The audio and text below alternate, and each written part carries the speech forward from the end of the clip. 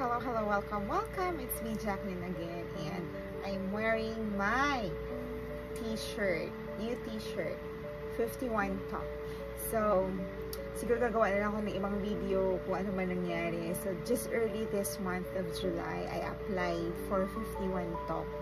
At hindi lang naman July yon. So, noon pa na nag-filled out ako ng application form. Then, palagi may email for interview, pero hindi ako nagpapa-interview kasi nga pagod, galing sa work. And then, one time I decided to attend the interview. Yung first time nga, palpak pa kasi hindi ko naayos yung Zoom ko. So, always be prepared. Hindi ako naging prepared doon kasi nga, alam nyo naman na may work ako sa gabi, full-time work yun. So, first time yun. Tapos second time, nag-ready na ako. So, pag sinabing 12 o'clock or 1 p.m., at least 1 hour before the Zoom meeting, you should be prepared checking all your camera, your PC, your headset, at least para hindi ka mangarag pag nandun na sa Zoom meeting, no? So, ayun nga, to cut it short, gagawin na nga lang ako ng video kung paano ba nangyari isa-isa.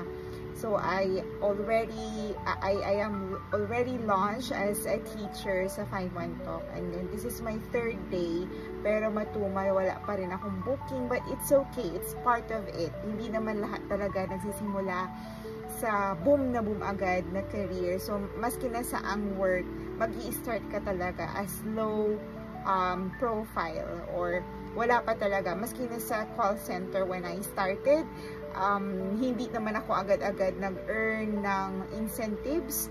Basic lang, basic pay with the allowance.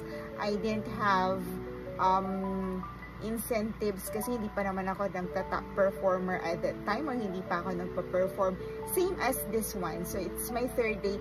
So, I was too busy. I went to Palawan. I didn't have the time to review. So, ayun.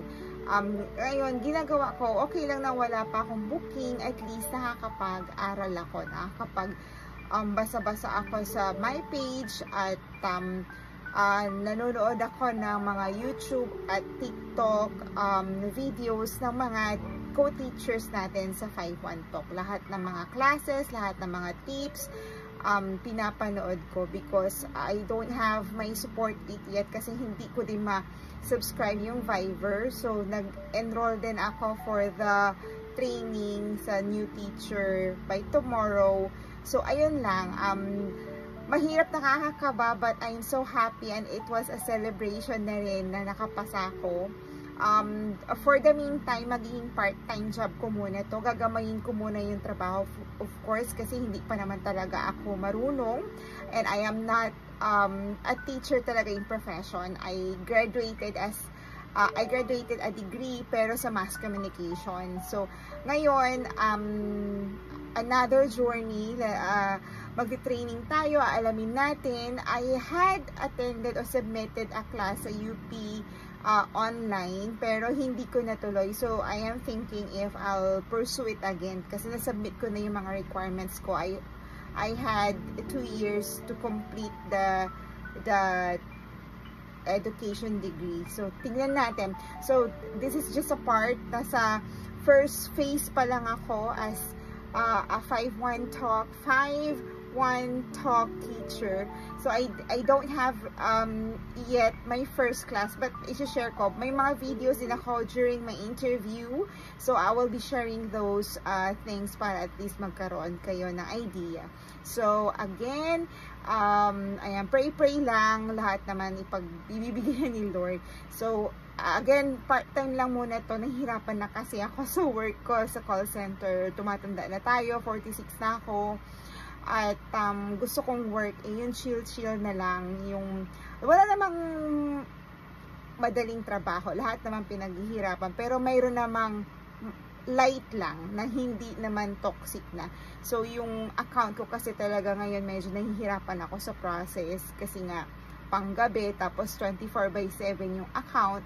So, parang hindi na ako doon nababagay. Pero at least 4 years na rin ako doon sa bagong account na yun. But in the company, I'm more than 11 years now. But wala akong masabi sa company ko kasi this company has been my bread and butter for 11 years at napatunayan ko na rin yung sarili ko na there was a time na okay din naman ako, na I was a top performer or top agent, but this time siguro iba na rin kasi pag nag-age ka na, hindi na ganon ka same yung energy mo, and hindi naman ako mateki, so iba talaga, may mga account talagang complex, kaya may complexity allowance kasi complex yung account at mahirap yung account. So ayun, so try natin to.